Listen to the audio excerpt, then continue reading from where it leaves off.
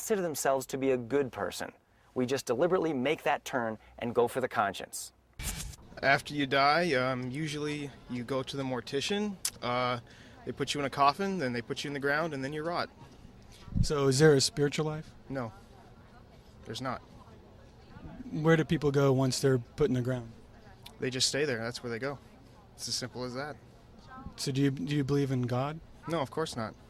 Why would you take a religious book and say, oh yeah, these have got to be true, this makes sense, when the people who wrote that book thousands of years ago, they were just superstitious and they didn't know how the world really worked. Okay. Would you consider yourself to be a good person? Yeah, of course, I'm a good person. Have you ever told a lie? No, I've never told a lie. Yeah, I mean, who hasn't? What would that make you? It would make me it would make me a human being. Well, if I told a lie, what would you call me?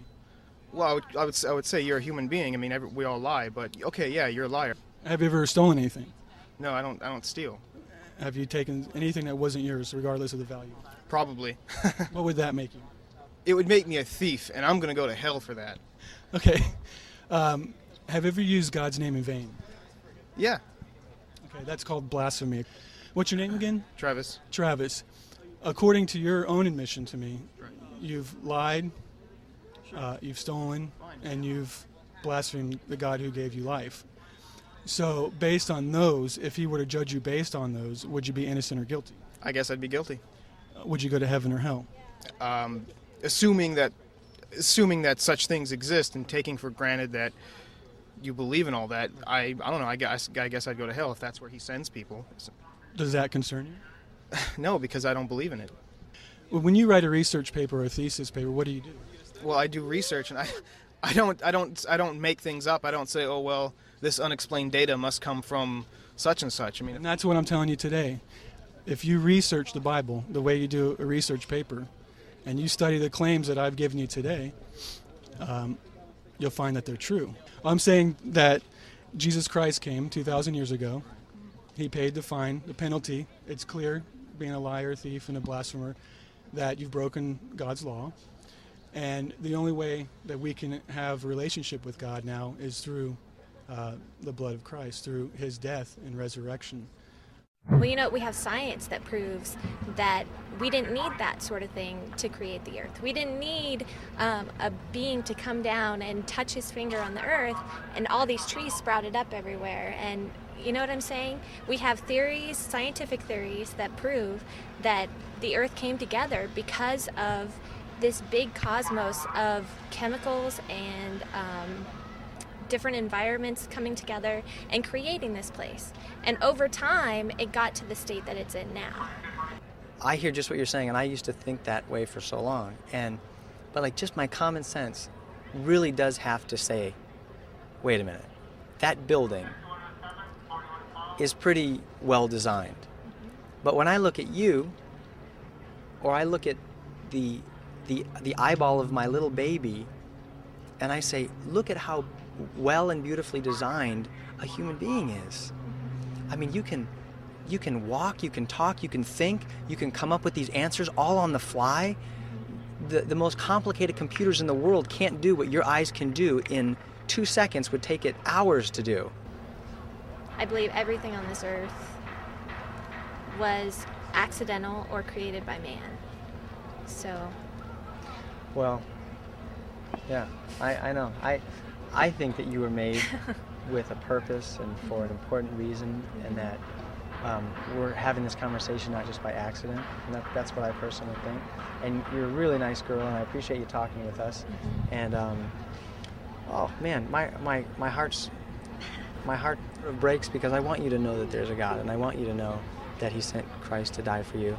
And the fact that you want to live, I don't want to die either. And the Bible says that Jesus Christ has abolished and destroyed death and brought life and immortality to light through the gospel. And so I so want you to just try to be honest and open with God, and just surrender your life to him and see what happens. I will definitely think about Anyway, this conversation. think about it. Sometimes a professing atheist seems to be so stubborn they just don't want to believe in God. They want absolute proof. Well, Mr. or Mrs. Atheist, there is absolute proof. God says that He will show Himself to you personally if you'll do one thing. Listen to what Jesus said in the Bible. He that has my commandments and keeps them, he it is that loves me, and he that loves me shall be loved by my Father, and I will love him and will manifest myself to him. So here Jesus is saying He will manifest or reveal Himself to you if you will obey His commandments. Now, does that mean Jesus will appear before your eyes or you'll hear His voice? No.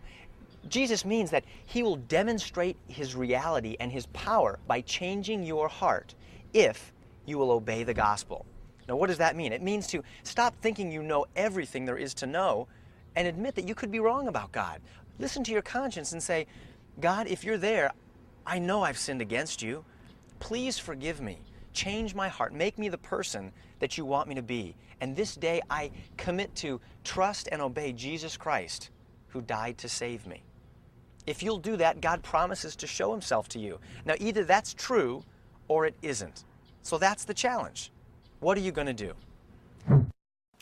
So in conclusion, we've been talking about how to share your faith with an atheist. And you do it the same way you'd share your faith with anyone else. Remember, the atheist is your friend, not your enemy. Don't argue with him. Simply help him to see that he's really an agnostic, a person who doesn't know if there's a God. And then help him by showing him that in his heart, he knows that he's done wrong, that he needs God's forgiveness, and you do that by swinging to the conscience with the 10 Commandments.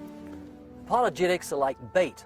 Now, if you go fishing with bait and no hook, you're not going to get any fish. You may get some fat, happy fish that get away, but if you want to be effective, you use the bait to disguise the hook. When the fish come around, you pull the hook in. The bait is apologetical argument. You use different baits for different people, or different fish. The hook is God's law. That is the 10 Commandments. That's right, because everybody knows when you bring out those commandments that they've violated them, that they've broken them, and that they're going to need God's forgiveness on the day of judgment. And it's a good, strong hook that we should never fail to use when we're sharing our faith. So if you want to look into this teaching further, we have a book that can be helpful to you. It's called God Doesn't Believe in Atheists, Proof the Atheist Doesn't Exist, and the Evidence Bible, very comprehensive Bible, which has been commended by Josh McDowell, Franklin Graham, and D. James Kennedy.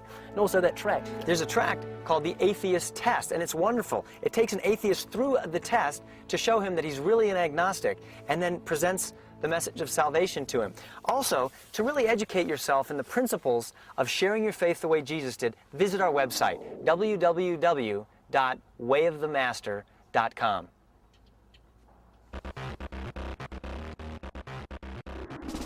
To purchase a copy of this program or other helpful resources, please visit our website, www.wayofthemaster.com, or contact us at 877-496-8688. You may also write us at P.O. Box 1172, Bellflower, California, 90706. Be sure to catch the next episode of The Way of the Master.